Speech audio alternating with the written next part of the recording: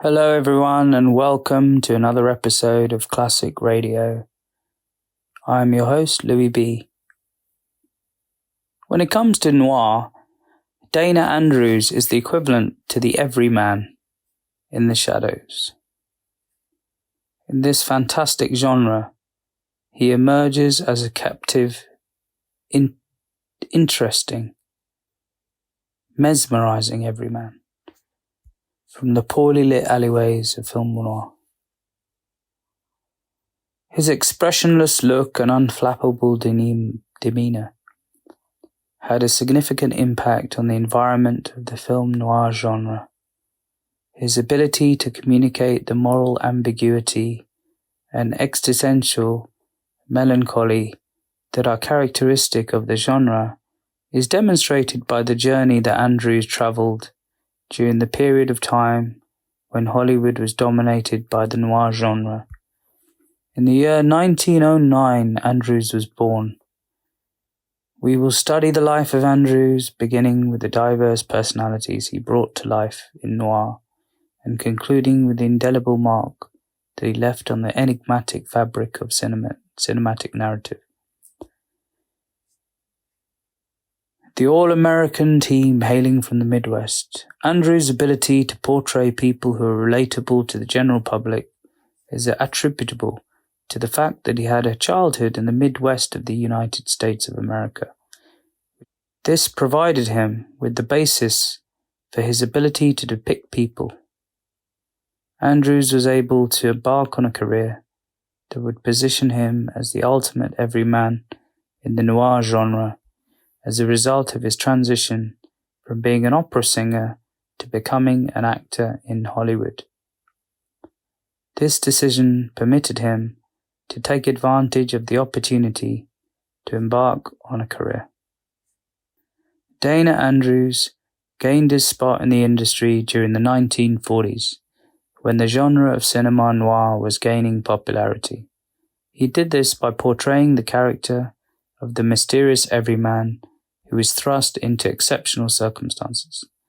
With his performance as Detective Mark McPherson in the film Laura in 1944, which was directed by the legendary Otto Preminger, he was able to demonstrate his ability to convey a complex combination of detachment and vulnerability. Andrews' performance, which added layers of nuance to the noir narrative, resulted in the creation of a character who wanders through the shadows with a disturbed gaze. This character was formed on account of the performance. Fred Derry, a returning war veteran, was portrayed by Andrews in the film The Best Years of Our Lives in 1946, directed by William Wyler. This portrayal gave a dramatic contrast to the conventional roles that are often associated with the genre of noir.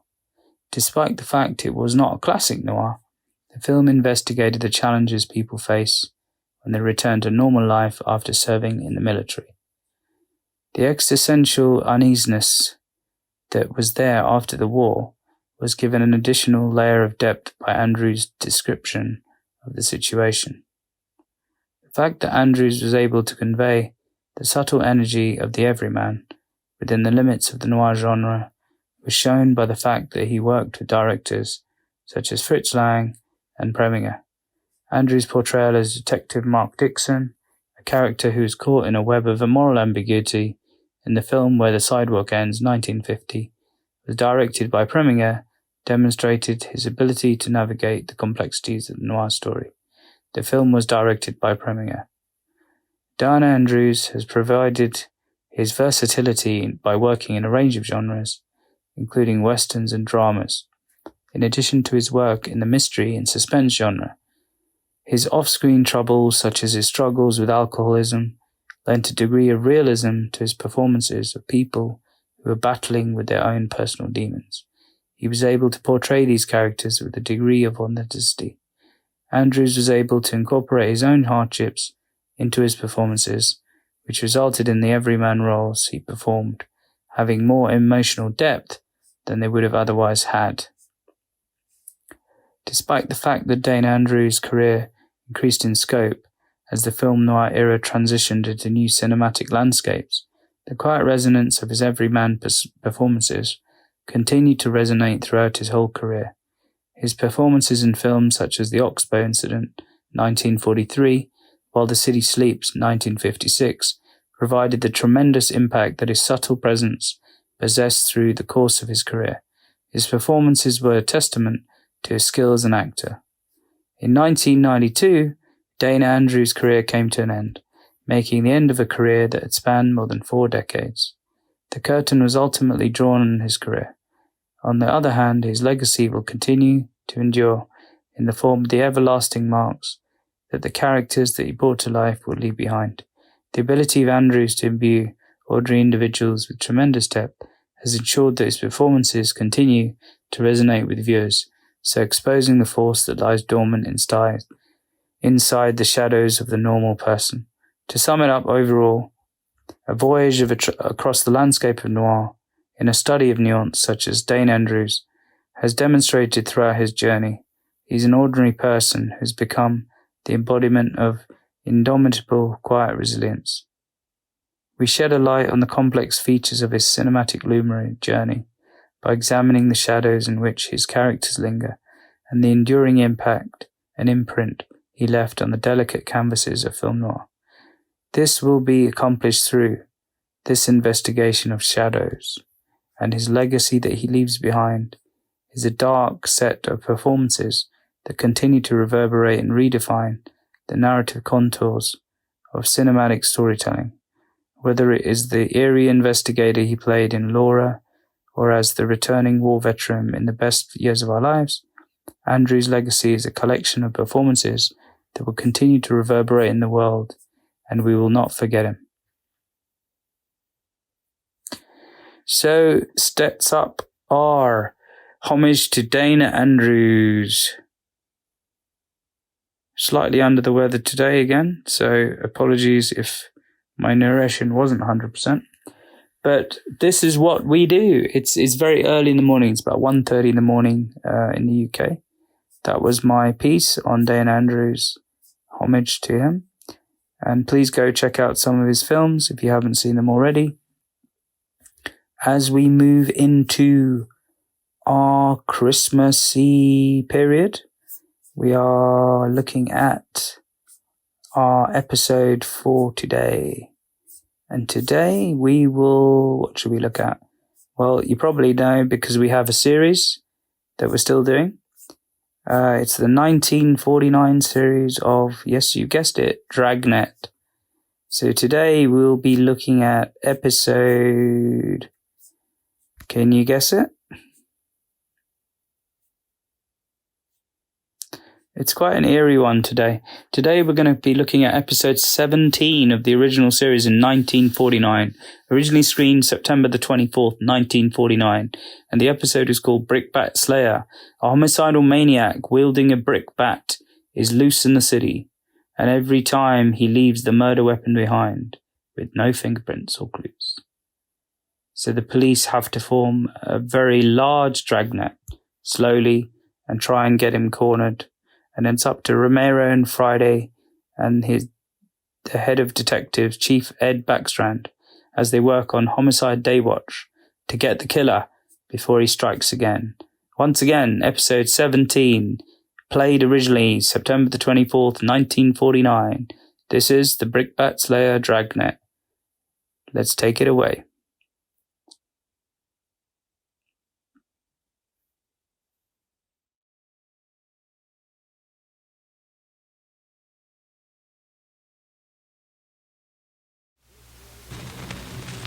Here's another in NBC's great parade of new shows.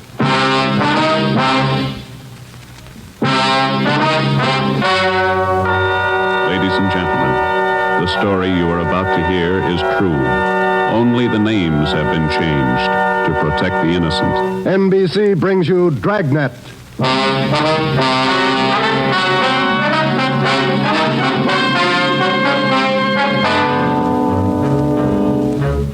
You're a detective sergeant. You're assigned to homicide. A mad killer is loose in the city. In every instance, he leaves the murder weapon behind. No fingerprints. No clues to the killer's identity. Your job, get him. Dragnet, the documented drama of an actual crime, investigated and solved by the men who unrelentingly stand watch on the security of your home, your family, and your life. For the next 30 minutes, in cooperation with the Los Angeles Police Department, you will travel step by step on the side of the law through an actual case from official police files. From beginning to end, from crime to punishment, Dragnet is the story of your police force in action. It was Tuesday, June 3rd. It was warm in Los Angeles. We were working the day watch out of homicide. My partner's Ben Romero. The boss is Ed Backstrand, chief of detectives. My name's Friday. I was off duty reporting back in on an emergency call. It was 3:57 a.m. when I got to the basement of the city hall, the carpool. Let's go, Friday.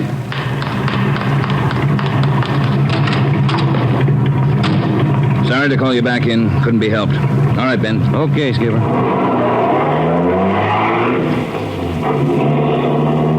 What's up, Ed? Double murder. When? I don't know. Found out about it 40 minutes ago. Got any ideas? Roughly same M.O. Was that 6413 Norwich, Skipper? No, 6430. What do you mean, the same M.O.? The same guy. Brickbat killer. How many does this make? Counting tonight, 4. We got anything at all? Smudged fingerprint we can't even classify. Sounds like a smart operator. We gotta get him. If we have to shake down the city from one end to the other. Big job, Skipper. Big killer.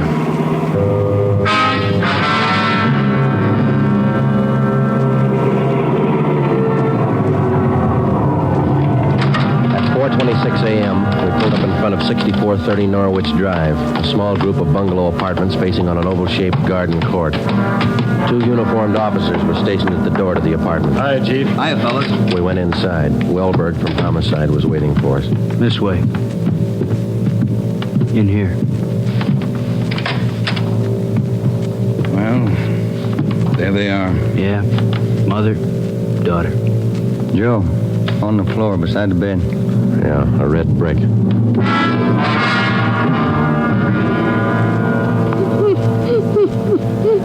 Miss Hafters, we know how you must feel about all this, but would you please try to answer a few more questions for us? Yes. All right.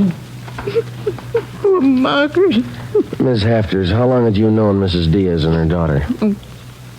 9 years. This November they moved next door. I remember it so well.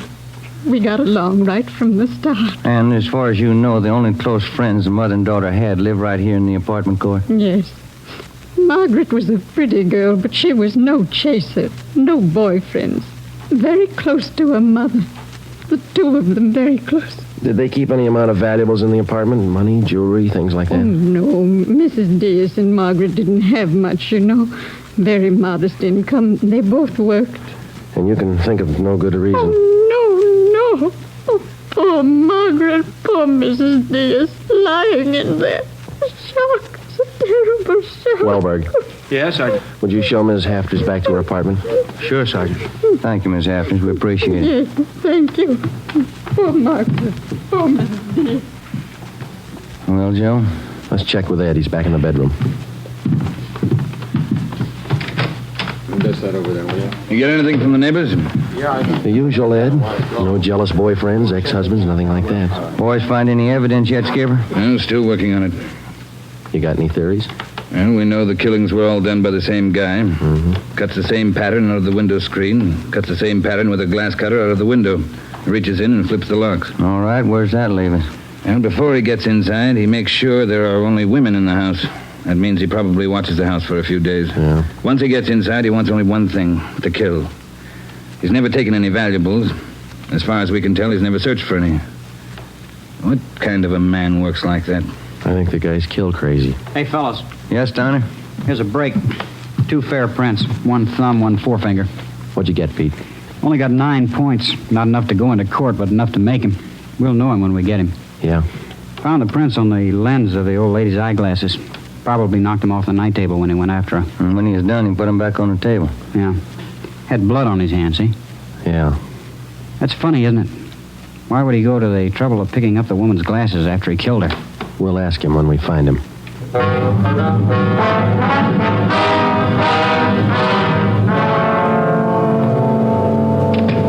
right, Ben. Joe, might have something for you. We can use it, Lee.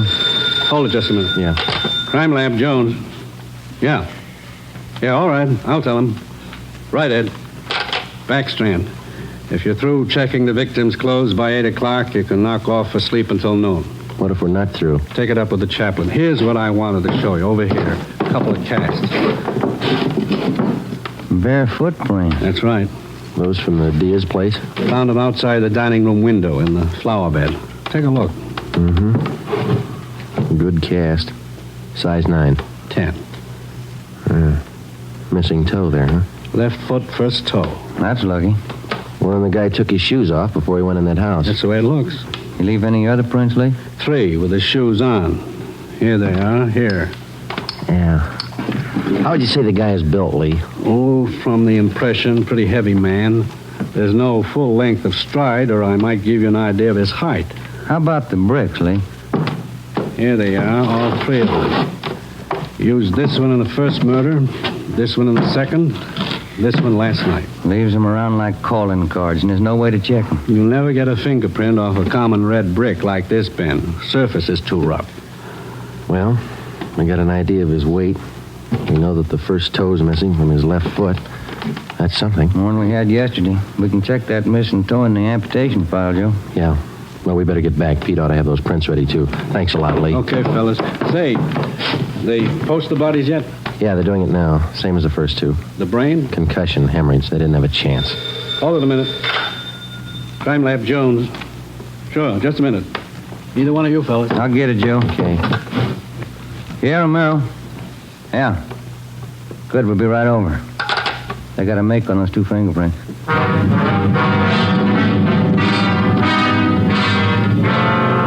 Okay, Joe. Single print file. Made him on the index finger. Let me see, Pete. Take a look, Ben. Yeah. Doesn't look like a killer, does he, Joe? Kind of nice looking. That's right, Pete. They said the same thing about John Dillinger. The name at the top of the make sheet read Carlos Richard Monterey, male, Caucasian, age 19, height 5 feet 11 inches, weight 165 pounds, dark brown hair, dark brown eyes. Last known address, 1663 Naples Street, Los Angeles. Previous arrests, 1, auto theft, February 8th, 1936. That was all. Ben and I had been expecting more. The information on the mama sheet for Monterey was 13 years old. So was the picture. So was the description. So was the address. In 13 years, a man can change in 1,000 ways. So can his habits, his appearance, his address. In 13 years, everything can change except 2 things. A man's fingerprints and a physical deformity.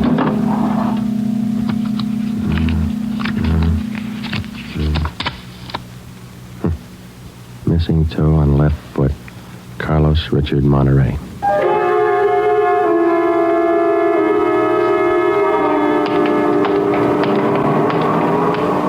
Here it is, Joe. 1663 Naples. Yeah, come on.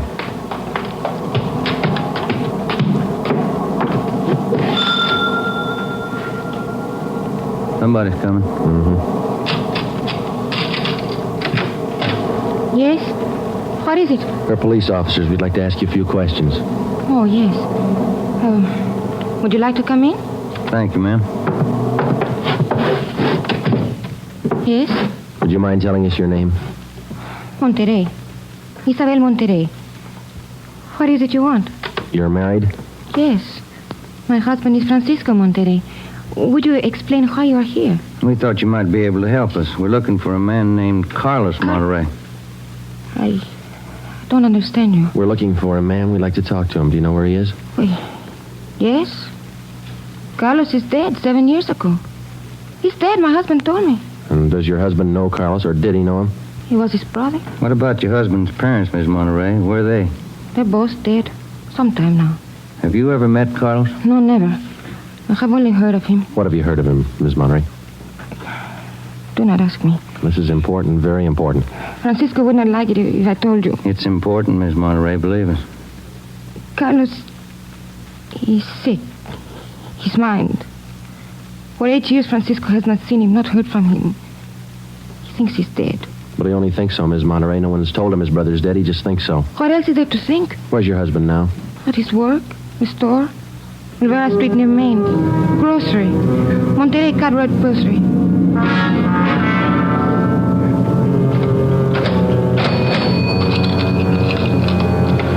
Here's your change. Thank you, Mrs. Myers. Now look, officers, you know how it is.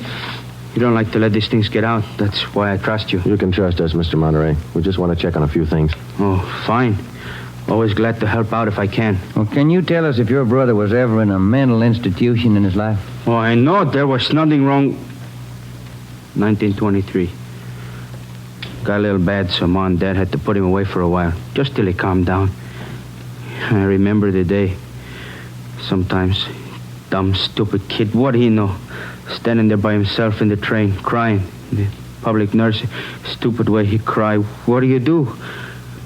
I cried too. I was only 10, Sergeant. I saw him go. He was alone. Later on, Mr. Monterey, your brother was released from the state institution. Yeah, he was 16. And then he started running around, playing tough, carried a gun, lived by himself. He never came around. He dropped from sight about 1938. You haven't heard from him since then? Nothing. Never seen him. Do you know of anybody who might have seen him? Oh, there was a girl he had.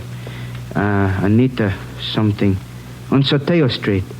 Anita Martin, yeah, that's it. Soteo Street. Maybe she's seen him. Ask her. Maybe she's seen him. Carlos Monterey? Not in a year. Last March he was in. When I was working at the Peacock, down on South Main. He came in, we talked for a while. That was all. And you haven't seen Carlos for the past 2 months or so? I tell you, no. Has he written to you? Has he phoned you? Once, 3 weeks ago, he phoned. Here. He left a message with my girlfriend. But he didn't call back again. Now, that's it. That's all I know. Thank you, Miss Martin. Here's our card. If he does call, well, you'll let us know. Yeah, I'll let you know. You liked Carlos, is that it, Anita? Like him? No, I didn't like him. He was funny, but he was nice. You know, I pitied him. Why did you pity him, Miss Martin? Well, he was a good fellow who was strange. He could smile, you know. He had a nice smile, but you could tell he was never laughing. There was something in his mind. Something... Oh, I don't know.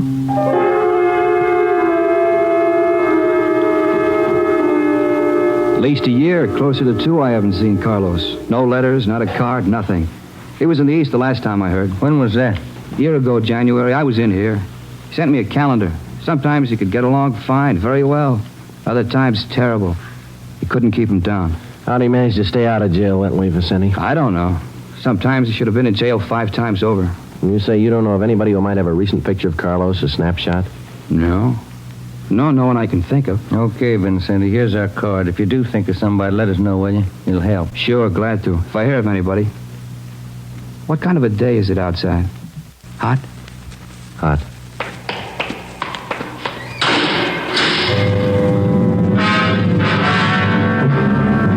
By 5 o'clock that afternoon, Ben and I were certain of one thing. Carlos Monterey was in the city of Los Angeles, somewhere. We drove back to the office and told Ed Backstrand about our interviews with Monterey's relatives and his friends.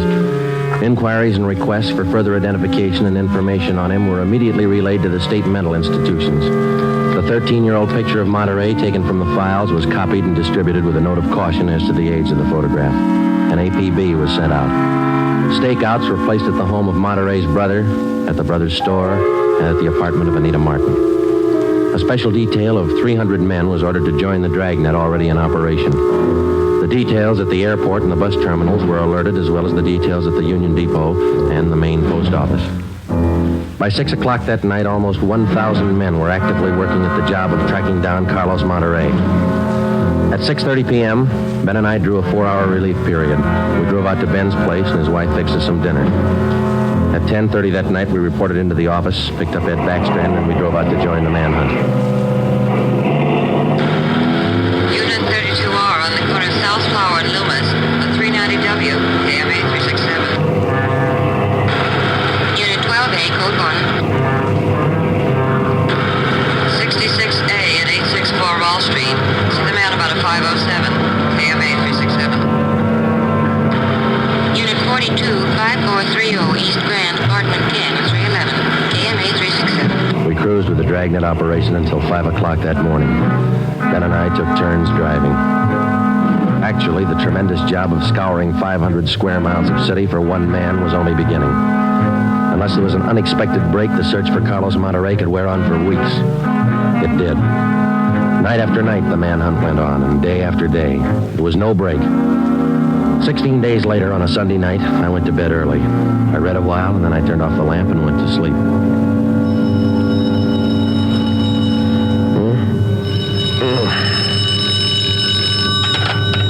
Hello? Friday talking. Sorry, Joe. Get in here as fast as you can. What's the matter? That girl Monterey knew. The one you talked to? Yeah? She left her apartment, went to her girlfriend's. Yeah? She's dead.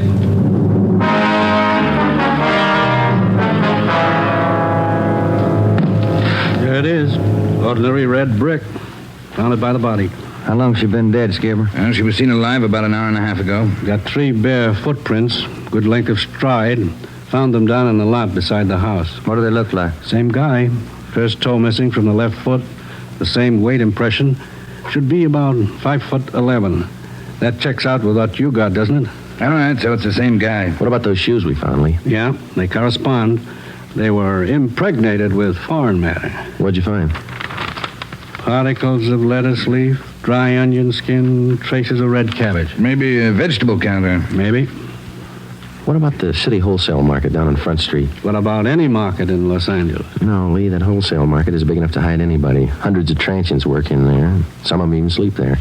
For a guy like Monterey, it'd be perfect. That's a fair guess. Check it when it opens. They open at 2 a.m. 2:30 now. All right, get back to the office and pick up as many extra men as you need. Get down there right away. Okay, Ed. Now, you know he's a rough one, so watch it. On Monday, June 23rd, at 2 minutes past 3 a.m., we pulled up at the city wholesale produce market. With the exception of 54 police officers in plain clothes who mingled with the buyers and sellers, business went along as usual. The market itself covered almost 3 square blocks in the lower part of the downtown area. It was divided off into hundreds of individual stalls by flimsy wooden partitions. To make the search even tougher, the place was crowded. For the first 45 minutes, we had the men circulate at random through the crowd on the chance that one of them might spot Carlos Monterrey from the 13-year-old picture. It didn't happen. After that, we started a systematic canvass. We talked to the customers, we talked to the managers of the different booths, we gave them Monterey's description, we showed them his picture. Nobody recognized him. We checked the employment records one by one. Not a sign. Sorry, Sergeant. Like to help. I've never seen the guy. Okay, Mr. Snyder, thank you. We sure picked the sweet jobs, don't we? Oh, yeah, we could spend a year at this. Oh, Sergeant Friday. Yeah, Kamansky. Did you find something? Guy at the booth over there against the far wall. Thinks he might have hired Monterey a couple of days ago. Come on, Ben. Where? Over there, Sergeant. You showing Monterey's picture? Yeah, he thinks it might be him. Mr. Fresnetti, this is Sergeant Romero, Sergeant Friday. Yes, I told your boy, Sergeant. This fellow Carlos, I hired him to help last Thursday. Big rush for me now, so I hired him. You sure he's the man? In the picture? I think so. A little older, maybe. Oh, but I know faces. He's the man. You're looking for him? You say you hired this man last Thursday? That's right. It's a big rush for me now in the morning. I hired him Thursday. He worked Thursday, Friday, Saturday. But he don't show up this morning, so I got no use. Too many men to pick from. He don't show up, I let him go. What kind of work did he do for you? Same as he did for Schiller down there. Heavy work. Moving the stores, cleaning up. What kind of produce does Schiller handle, Mr. Franzenetti? Fancy, very fancy vegetables. Choice. New potatoes, expensive red onions. Schiller sells to the big hotels. Does Schiller handle brown onions, Mr. Franzenetti? Oh, only the best. Big dealer that Schiller sells it to the big hotels. How long has this Carlos been working around the market? Oh, I don't know. Is it just like the rest? First he worked for me, then Largo Massini, then Schiller. Hey, why are you looking so hard for him? He stole something? He murdered somebody. Him? Mamma mia, murder. Do you have any idea where Carlos lives? Well, me? No. And if he comes back here, I tell him to get out. I got nothing to do with this trouble. No, you'll tell him nothing, Mr. Fresnetti. Here's our card. If you see Monterey again, call us. Say nothing to him. Oh, sure. I remember. Joe, call the chief at the office, will you? Message just came in. Thanks, Al. Come on, Ben. Yeah, there's a phone booth. See? No, I don't. Where? Straight ahead, little to the left. Oh, yeah. You got a nickel? Let's see. Oh, yeah. Yeah, there you are. Thanks. I'll see what Ed wants.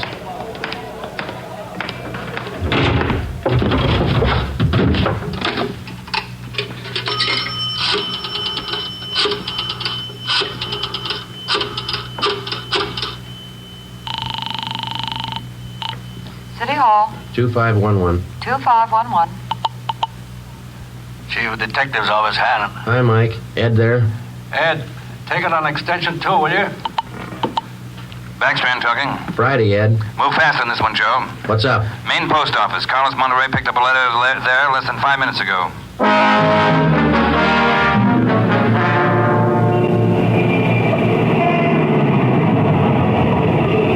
Come on, Ben. There's Ed over there with Wellberg. Yeah. Traffic short jammed up around here. Hi, Ed. Friday, Romero, you all set, Wellberg? All set, Chief. Spring Street to San Pedro. Sunset the 1st. Got it covered. Good. What's the story? Post office detail tipped us off. 5 minutes after 8, a man answering Carlos Monterey's description picked up a letter at the general delivery window. That was 16 minutes ago. Who spotted him? Sam Lane. Got a look at him just as he was leaving the window. Called to him to stop, but Monterey ran.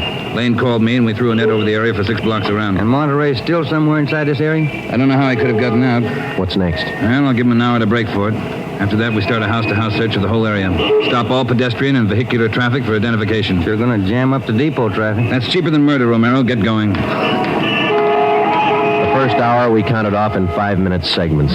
Like Backstrand, we felt close enough to Monterey to touch him, but he still wasn't there. The north and south ends of the blockade started to move in, slowly, searching every store, every house, every conceivable place where a man might hide out. In the meantime, Ben and I worked the Spring Street side of the blockade, watching the faces of the pedestrians as they came through, one by one, examining all vehicles and their drivers. The morning wore on, the sun came out, and it started to get warm. By 11 o'clock that morning, Monterey still had not been found. The temperature was 93 in Los Angeles. It was still climbing. The search went on. At 10 minutes past 2 p.m., Backstrand made the rounds. How's it look, Skipper? Not good. Going slow. How much longer you figure? I don't know. It'll go to after dark, that's sure. District down here is like a rat's nest. Yeah. Nothing? Nothing. But he's someplace inside this blockade. He's got to be. Any chance getting relief for the men in our squad? Some of them been working straight through since yesterday. I'll see. Check with me around 5 this afternoon. Thank you, Skipper. Keep a sharp lookout. One slip. That's all it takes. The search went on. At 3 o'clock that afternoon, the temperature was 95. We sweltered and we waited. At 3:45, Backstrand sent a squad of men into the Union Depot to search it from top to bottom. There was one false alarm when one of the men thought he saw Monterey slipping out a side door into a taxi. He turned out to be a train conductor. At 25 minutes past 4, Backstrand passed along the order to our detail to start moving in, house by house. It was a tedious job, and it went slow. The men were tired. At 5:30, the relief squad showed up. Ben and I stayed on. After another 2 hours of house-to-house searching, the trap was narrowed down to a 3-square-block area, a single block wide and 3 blocks long. It started to get dark. Backstrand ordered out batteries of floodlights. By 8 p.m., the cordon closed in around the last 2 square blocks. Lines are all set, Skipper. Ready to move. Good. What do you think? Well, we'll know pretty soon, one way or the other. Frank, keep that traffic moving. All right, you two, get going. See you later, Skipper. Joe, let's take a look in here. Okay. Sure is an old building. Yeah. Where'd Kamansky go? I don't know. He's here a minute ago. Oh, wait. There's his flashlight. It's on the end of the corridor there. He's signaling. Yeah, come on. Kamansky? Yeah. Down below, Sergeant, in the basement. Come on. Monterey? He's been there, I think. Here, this way. Where? Over here. Now watch the step. The light's bad. Here he is. Says he's a janitor. Oh, my head. He's been slugged. All right, come on. How'd it happen? Can you tell us? Yeah, a big man hit me. I came down to empty the baskets. He hit me and ran. Ran over to the new building. The new building? Is that the one next door? Yeah, just a few minutes ago. Nobody's come out of this building for the past half hour. Every door in the place is guarded. No, not the doors. He went through the tunnel. I saw him. Over there's the tunnel. I'll take a look, Joe. Yeah, the tunnel connects the two basements. Same company, old building, new building. The tunnel connects the basements. Joe, come on. Yeah. Kamansky, get out to Backstrand. Tell him what's happened. Right, Sergeant. Call an ambulance. Right. All right, Ben. Through the tunnel. Watch where you're going. The light's bad. Yeah, it is.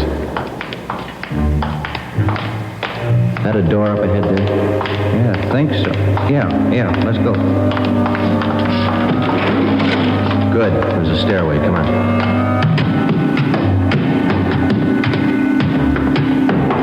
Watch the doors.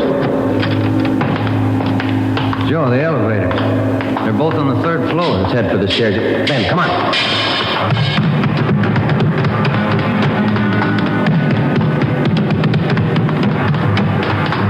One more floor. Yeah, right. Come on, hurry. Yeah. Look, top of the stairs. There he goes. All right, hold it, you. Stuck in the elevator. Joe, he's going down. Well, we'll never make it on the stairs. Joe, look. This other elevator. The control lever's bent. Let's try it anyway. Yeah. All right, kick the control lever. Kick it, Ben. That's good. All right, Ben, knock the lever back. Come on, quick. Yep. What's the matter? Joe, it's jammed. We're going past. All right, let's kick it. Here. There, that does it. Can you reach the door control? Wait just a minute. I'll see. Yeah. Okay. Well, he's still in the building. Both elevators are here now. Yeah. Down the hall, Ben. The office on the left, I think. Yeah. Okay, here we are. All right, keep clear of the door. All right, Monterey, put on that gun and come on out. I'll kill you! I'll kill all of you! All of you! Okay, Joe, let's take it. Watch it, Ben. He's throwing everything he can get his hands on. I'll kill you! Come on! Come on! I'll kill you! Get away! Come on, you! All right, Monterey. Come on, you. Everywhere you! Okay, Ben, take him. Yep.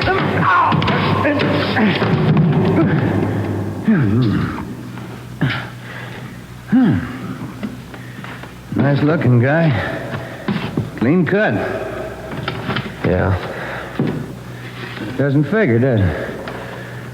What's that? My wife would say he doesn't look like a killer, does he? What's a killer supposed to look like?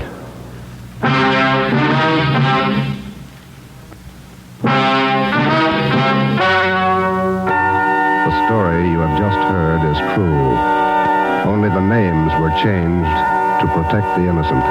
Carlos Monterey was examined by 5 different psychiatrists appointed by the Superior Court and was found to be sane. He was tried and convicted of murder in the first degree. He was executed in the lethal gas chamber at the state penitentiary.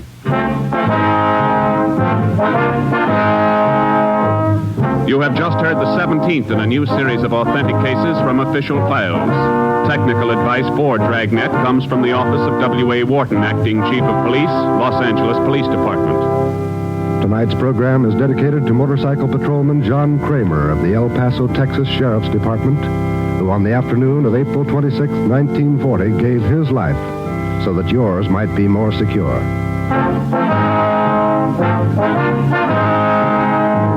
Dragnet came to you from Los Angeles. Your tune for the stars on NBC.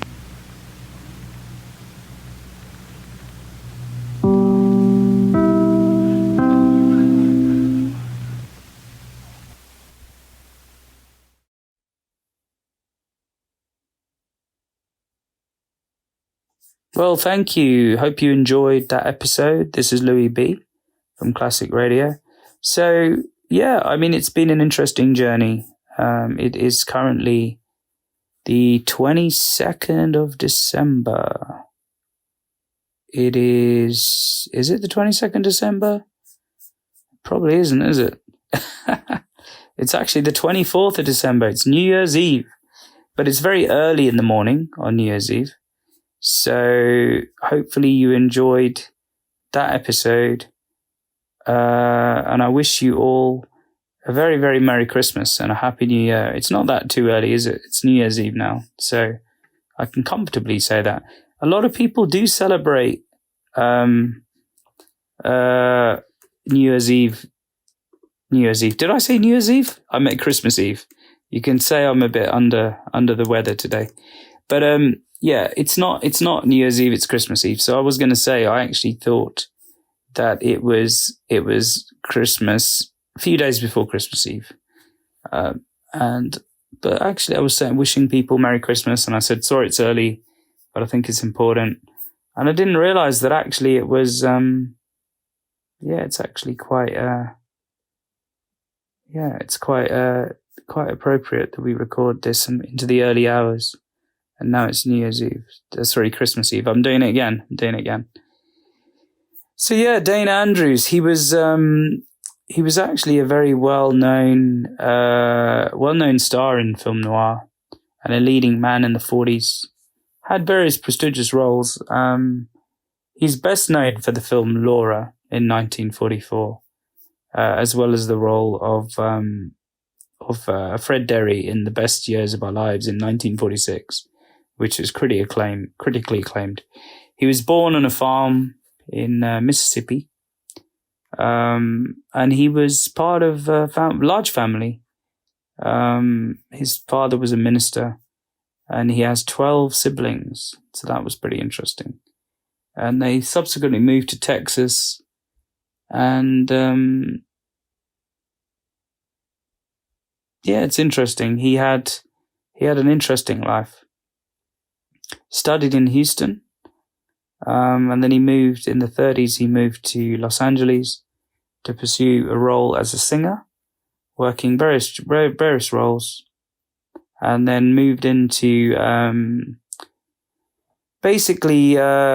signed by the legendary Samuel Goldwyn of MGM to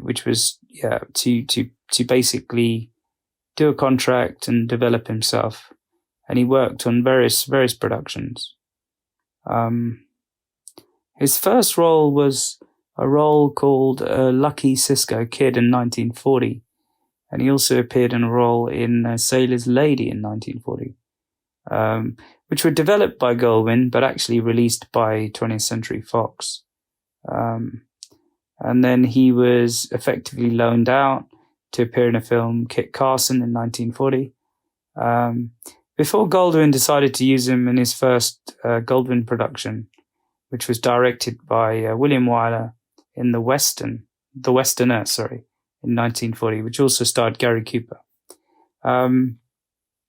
He then had various roles in Fox films, Tobacco Road in 1941, directed by John Ford, Belle Starr in 1941 with Randolph Scott and Gene Tierney, and Swamp Water with Walter Brennan and Walter Huston, directed by Jean Renoir. And then he also had a role with Goldwyn again in Howard Hawks' film Ball of Fire, which is a comedy, again working with Cooper.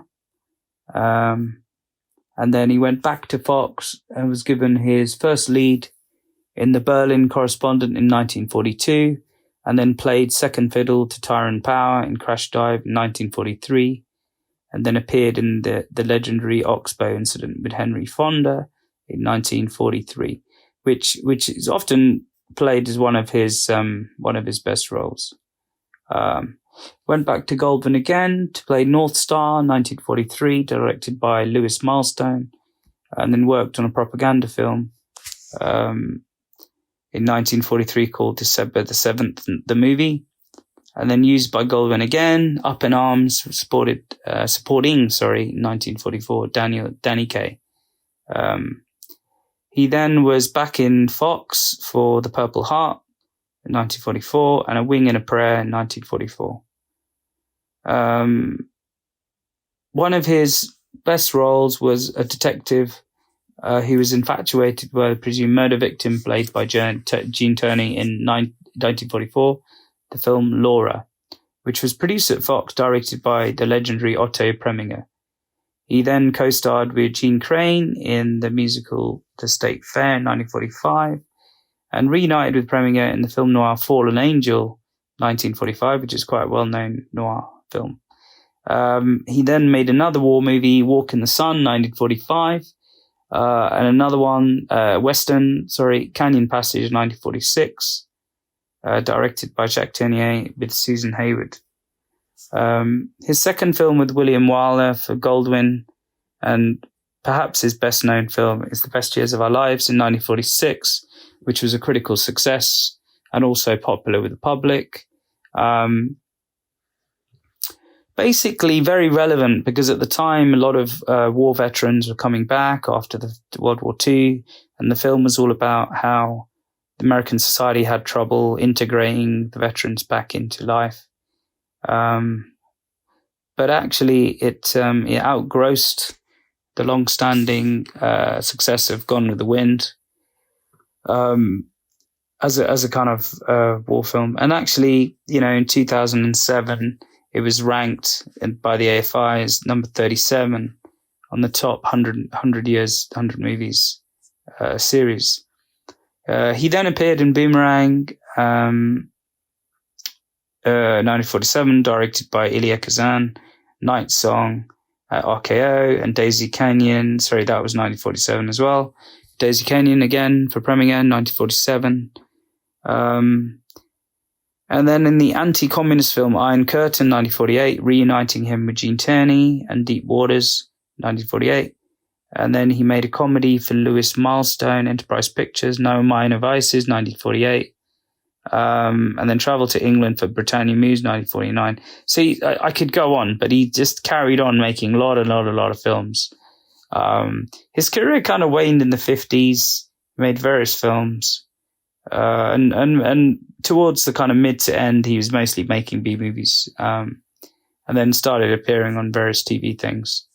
But he's effectively spanned like 4 decades, and he's pretty legendary actor. Struggling with alcoholism all through his career, he eventually overcame it and worked to support other alcoholics with the National sort of Association for Drugs and Alcohol, and even appearing on TV to talk about it. In sadly December 17th, 1992, he died of heart failure and pneumonia. And but if you look at his filmography, it's just incredible. Like, I've never seen anything like it as one of the film noir actors. He basically did a fantastic sort of strew of films across various genres, comedy, film noir, westerns, dramas, and I would say that I would say go and watch his films, but there are a lot of them. So I did try and start reading out all of them, but there were so many, I just didn't know how to continue. And I thought, well, you're probably going to get bored of me chattering on about all the movies. So do your research, look him up, check out his movie list. Maybe check him out, try watch him. I mean, I'm getting very tired. As a fan of film myself, especially old movies, I find that often you start off with the classics that everyone tells you to watch as the best films. But even when I watch, say, for example, Cary Grant films, like often, or Bing Crosby, or, people like James Stewart, sometimes the films that aren't as popular, or successful are some of their better performances as actors, some of their best films even. And I find that often the marketing of films is very pushed to certain things, and you kind of, the public also follow the kind of, the public opinion. It's a bit like YouTube. Everyone follows the big YouTube channels, and although there is a push now for authenticity and real people coming back, which is great, and I welcome that. It's kind of the way I see it, like a wave of there's a wave like in the ocean. Everyone kind of jumps on the wave and they're all surfing away, and whoever wants to kind of catch the wave, they tend to get carried on with the others.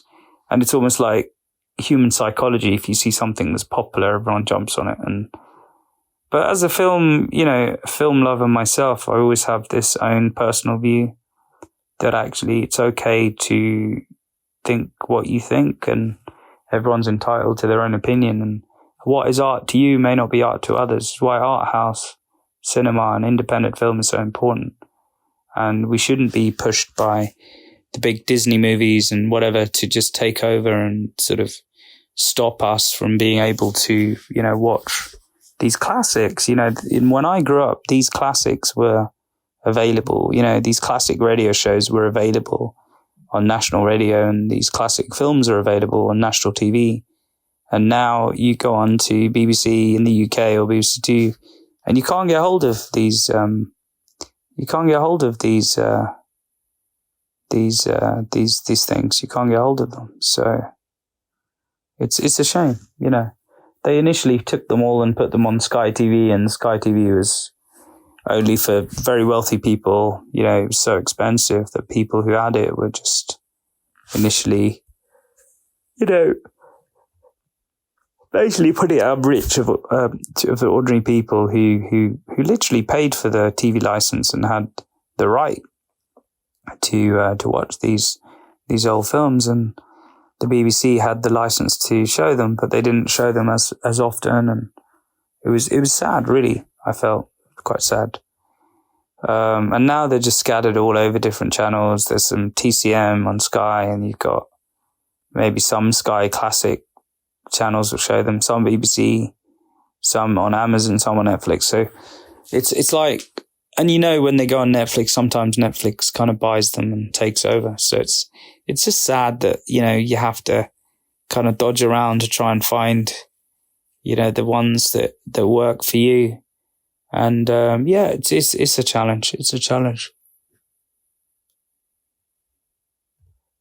But, we are where we are, and we can only do our best to support independent film and try and see independent radio and try and see what we can do to bring new voices forward and classic independent sort of voices that are different in the world. But we are classic radio, so we're looking at almost back to the old radio shows where times are better, times are different, but times were, in my view, much more clear-cut. And yes, they had their challenges in Hollywood, and every decade, every year has a challenge with Hollywood. If you go back in time, you can see they're facing probably similar challenges to people are facing, even this year with all the strikes. But I mean, all we can do is support, art and support, cinema and support radio, support creativity, and see what we can do to bring our voices forward and our stories. And if we don't have stories, support the ones who do have stories and unique voices, and support them to continue in their journey, and support the world of creativity as a whole, really. But that's enough rambling from Louis on New Year's Eve. Again, I got it wrong. Christmas Eve. I don't know, for some reason I keep saying that. It's very strange. I think I was writing about New Year's Eve a lot today in our global indie film group that we support around the world. We support filmmakers around the world, about 4,000 of us. And so I forgot. I kept talking to somebody about New Year's Eve today, and I seem to have it on the brain now. So yeah, and I didn't know it was Christmas Eve today. So yeah, happy Christmas Eve, everyone. Happy Christmas. Happy New Year to you all. And we hopefully will be back with a few more episodes. Now I should be editing this heavily before I launch it, but in the interests and in honor of YouTube's change to authenticity, I think I'm just going to leave all the rough cuts in. I'm going to leave all my mistakes in this recording and just acknowledge the rawness and authenticity of somebody trying to record something at 2 a.m. nearly on Christmas Eve. So Happy New Year to all of you, and Merry Christmas, and hope you all have a wonderful time. Have some rest. Take a break from your busy lives. And maybe on the break you can go back on some of our older episodes and listen and support classic radio. Please share with your friends. Hopefully we can get more people on here. And I wish you all the very best, and I will see you soon. Louis B signing out. From me and all the team. Bless you all. Stay safe and have a great holiday.